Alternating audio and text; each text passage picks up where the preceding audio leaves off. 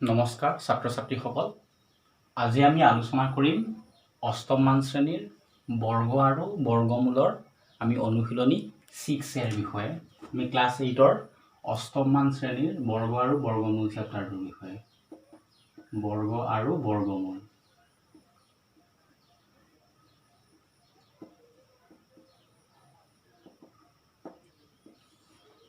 হল ইতিমধ্যে আমি ইয়াৰ আগৰ ক্লাছত কিছুমান অংকৰ বিষয়ে আলোচনা কৰিছিলোঁ আৰু মোৰ বোধেৰে নিশ্চয় তোমালোকে সেইখিনি বুজি পাইছা। ঠিক আছে, এতিয়া আমি চোৱা কি কৰিম। তোমালোকে চোৱা এই অনুশীলনী 6 এৰ আমি 1 2 সেইখিনি কৰিলোঁ। তাৰপিছত চোৱা আমি কুৱেশ্যন নম্বৰ 3 টো চোৱা। তোমালোকে অনুশীলনী 6 এৰ কুৱেশ্যন নম্বৰ 3 টো চোৱা। কি দিয়া আছে? তলৰ সংখ্যাবোৰক বৰ্গ কৰিলে এককৰ স্থানত কি অংক থাকিব কাষৰ বাকচত লিখা। ধৰা 1 নম্বৰ চোৱা 2 3 4 2 আছে। তোমাক এই 2 3 4 2 যদি আমি বৰ্গ কৰোঁ, আমাক ইয়াৰ বৰ্গটো কি হ'ব সোধা নাই। আমাক সুধিছে কি যে এককৰ স্থানত কি অংক থাকিব। ঠিক আছে, আমি বাৰু কৰিছোঁ 3 নম্বৰৰ 1 টো লৈছোঁ। আমি চোৱা কুৱেশ্যন নম্বৰ 3 আমি কি লৈছোঁ? 1 নম্বৰটো লৈছোঁ।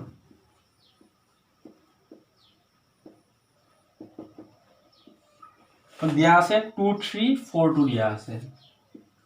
2 3 4 2 ইয়াত তোমাক খালী ঠাই দিয়া আছে। ঠিক আছে, ইয়াত তোমাক কি সুধিছে যে চোৱা তলৰ সংখ্যাবোৰক বৰ্গ কৰিলে এককৰ স্থানত কি অংক থাকিব। অৰ্থাৎ এই 2 3 4 2 2342ক যদি আমি বৰ্গ কৰোঁ তেন্তে আমাৰ এককৰ স্থানটোত কি অংক থাকিব সুধিছে। চোৱা তুমি খালি তেনেহলে এককৰ স্থানতটো সুধিছে, যে তুমি এককৰ স্থানৰ অংকটো পূৰণ কৰি দিয়া। ইয়াত কি আছে? 2 3 4 2 অৰ্থাৎ তুমি কি হ'ব এককৰ ঘৰত যেহেতু 2 আছে 2 দুগুণে কিমান 4। ইয়াত কিমান থাকিব তোমাৰ এককৰ ঘৰৰ অংক 4 থাকিব। সেইটোৱে। নেক্সট বাকি এটা কৰি দিছোঁ, বাকি তোমালোকে বাকি গোটেইকেইটা কৰিবা। 5 নম্বৰটো চোৱা, নাম্বাৰ 5 টো চোৱা তোমাক কি দিয়া আছিলে 78146 78146। গতিকে ইয়াত প্ৰশ্নটো কি যে এককৰ স্থানত বৰ্গ কৰিলে কি থাকিব। গতিকে যদি আমি যদি গোটেই সংখ্যাটো বৰ্গ কৰোঁ, ইয়াত চোৱা এককৰ ঘৰত কি আছে 6। গতিকে 6 × 6 অৰ্থাৎ 6 6 গুণে কিমান 36। গতিকে ইয়াত চোৱা কি আছে, এফালে এককৰ স্থানত 6 আছে। গতিকে ইয়াত কি থাকিব 6 থাকিব।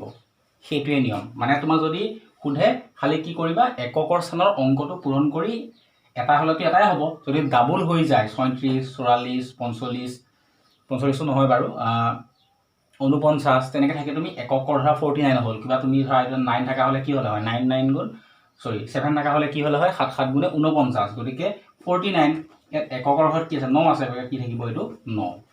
তোমালোকে বাকীকেইটা কৰিবা।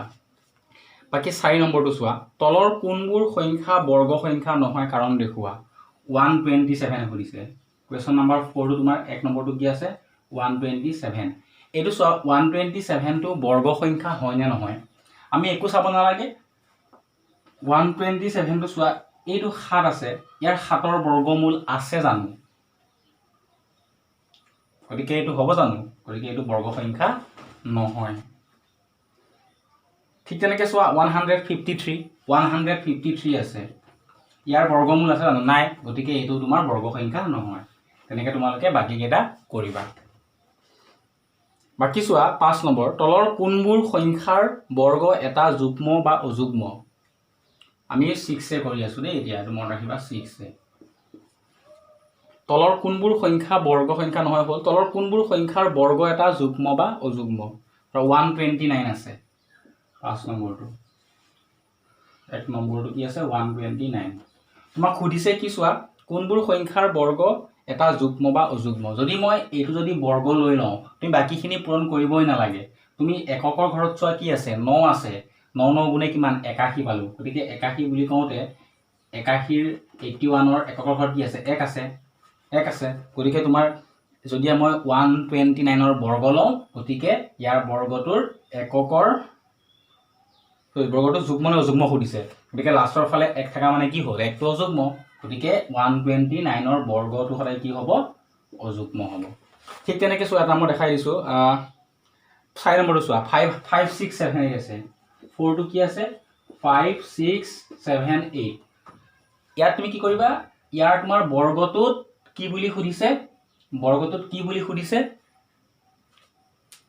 মানে 5678 বৰ্গটোৰ এককৰ ঘৰত কি থাকিব আমি খালি তুমি এককৰ ঘৰৰ অংকটো চোৱা 8 গতিকে 8 যা কিমান 8 গুণ কিমান 66 64 গতিকে লাষ্টৰ ফালে কি থাকিলে 4 অৰ্থাৎ একক ঘৰত কিমান থাকিলে 4 গতিকে এই সংখ্যাটোৰ বৰ্গ সদায় কি হ'ব যুগ্ম হ'ব হ'ব তেনেকে তুমি বাকিবিলাক কৰিবা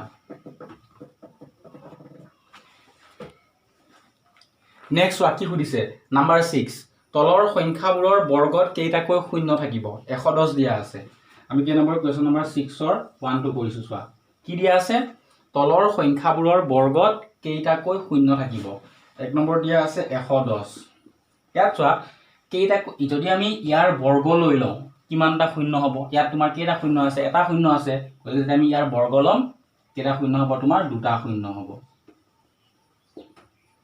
এটো ডাবল থাকা হলে কেইটা হলে হয় চাৰিটা শূন্য হ'ব তেনেকে চোৱা ধৰা মই যদি 4 কৰো 317000 ইয়াত তিনিটা 0 আছে গতিকে ইয়াৰ বৰ্গত 317000 চোৱা 317000 গতিকে ইয়াৰ যেতিয়া আমি বৰ্গ লম ইয়াৰ বৰ্গত কেইটা শূন্য থাকিব ইয়াত তোমাৰ সংখ্যাটোত কেইটা শূন্য আছে তিনিটা শূন্য আছে গতিকে ইয়াৰ বৰ্গত তোমাৰ কেইটা শূন্য হ'ব তিনি 6টা শূন্য হ'ব এইটা ঠিক আছে বাকি চোৱা 7 নম্বৰটো চোৱা এতিয়া তোমালোকে কৰিবা বাকি 7 নম্বৰটো চোৱা একে ক্ৰমিক নোহোৱা তিনিজোৰ স্বাভাৱিক সংখ্যা লিখা যাৰ মাজত এটাও বৰ্গ সংখ্যা নাই একে ক্ৰমিক নোহোৱা তিনিজোৰ স্বাভাৱিক সংখ্যা লিখিব লাগে যাৰ মাজত কি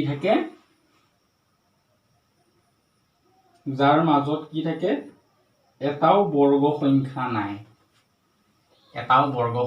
নাই চোৱা 10 হলে আমি 11 লব নোৱাৰো একে কি বুলি কৈছে ক্ৰমিক নোহোৱা বুলি কৈছে সো যদি মান 10 আৰু যদি 16 ভাবি লওঁ 10 আছে 11 তো বৰ্গ সংখ্যা হয় নহয় 12 তো বৰ্গ সংখ্যা নহয় 13 নহয় 14 নহয় 15 নহয় কিন্তু 16 তো কি হৈ যায় বৰ্গ সংখ্যা হৈ যায় এই কাৰণে একে ক্ৰমিক নোহোৱা এজোৰ স্বাভাৱিক সংখ্যা হল আৰু যত মাজত নেকি এটাও বৰ্গ সংখ্যা নাই গতিকে এজোৰ লিখিব পাৰো 10 আৰু 16 তেনে ধৰিলা তুমি ধৰা 18 ৰ পৰা ষ্টাৰ্ট দিয়া 18 ৰ মাজত 19 আছে 19 তো বৰ্গ সংখ্যা হয় জানো নহয় 20 তো হয় জানো নহয় 21 তো হয় জানো নহয় 22 তো হয় জানো নহয় 23 নহয় 24 নহয় কিন্তু 25 তো হয় এনে আমি 24 লৈ লওঁ ঠিক আছে গতিকে এনেকুৱা তুমি উদাহৰণ দিব পাৰা বুজি পাইছা এটো হল একে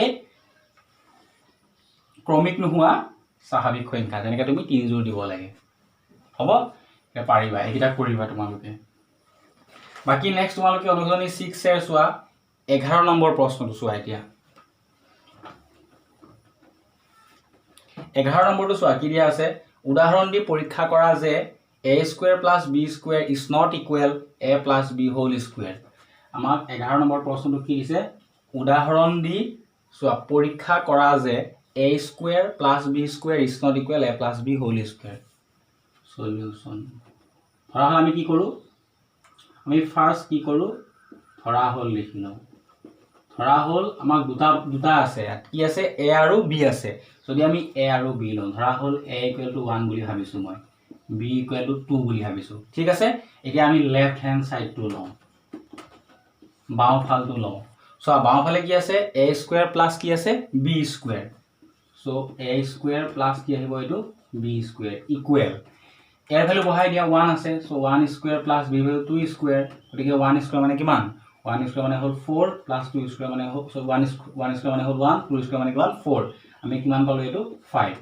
এতিয়া আমি কি লওঁ রাইট হ্যান্ড সাইড লওঁ সো হু ফালে আমাক কি দিয়া আছে a + b whole square so a + b whole square আমি ধৰিছিলো কি ওপৰত a এৰ মান কি ধৰিছিলো 1 সো 1 + b এৰ মান কি ধৰিছিলো 2 so 2 whole square equal to 1 plus 2 কিমান আহিব 3 so 3 square equal to কিমান 9 গতিকে আমি এইখিনি সেম পালো নেকি নাই পোৱা ইয়াত পাইছো 5 ইয়াত পাইছো 9 therefore left hand side is not equal কি পালো আমি right hand side এটাকে a + b whole square is not equal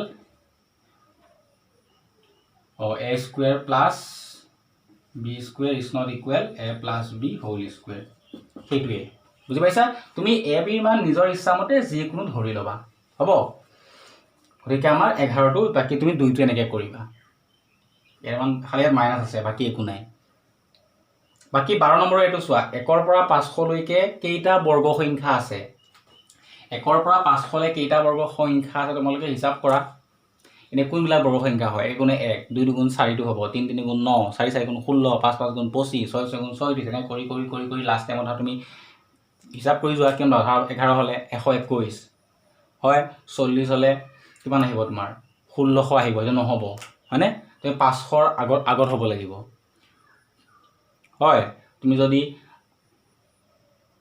20 লোৱা 20 20 গুণ কিমান 400 গতিকে 20 হল 21 হলে কিমান হয় 21 হলে 441 হয় হয় তেনেকৈ তুমি কৰিব পাৰিবা এইকিটা ঠিক তেনেকৈ এইটো 1ৰ পৰা 1000 লৈকে কেইটা বৰ্গ সংখ্যা আছে হ'ব তোমালোকে অনুশীলনী 6 এইকিটা ৰৈ গৈছিলে এইকিটা তোমালোকে ভালকে কৰিবা হ'ব